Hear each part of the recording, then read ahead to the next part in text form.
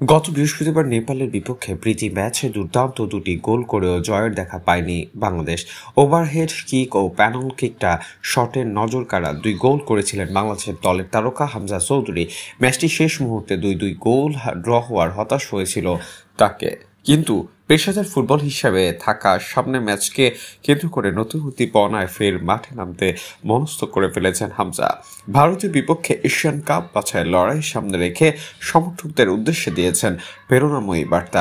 English premier league টেস্টের সিটির হয়ে দীর্ঘদিন খেলা চ্যাম্পিয়নশিপে প্রতিনিয়ত মাঠে নামা এই মিডফিল্ডার জানেন, একটি ম্যাচ ড্র মানে সব শেষ নয়। তাই নেপাল ম্যাচের হতাশা কাটিয়ে তিনি সতীর্থদের যেমন উজ্জীবিত করেছেন, তেমনি পুরো বাংলাদেশে উঁচু মনোবল দেখতে চান তিনি। হামজার অভিভাষকের পর থেকেই বাংলাদেশ দলের প্রতিটি ম্যাচ দর্শকদের তুমুল আগ্রহ দেখা গেছে। আজও জাতীয় স্টেডিয়ামের গ্যালারি থাকবে টুইটুম্বুর, এমনটাই আশা পুরো দলের। বাংলাদেশ কি পারবে ভারতকে হারিয়ে বড় ম্যাচের স্বপ্ন পূরণ করতে? উত্তর মিলবে আজ রাতেই।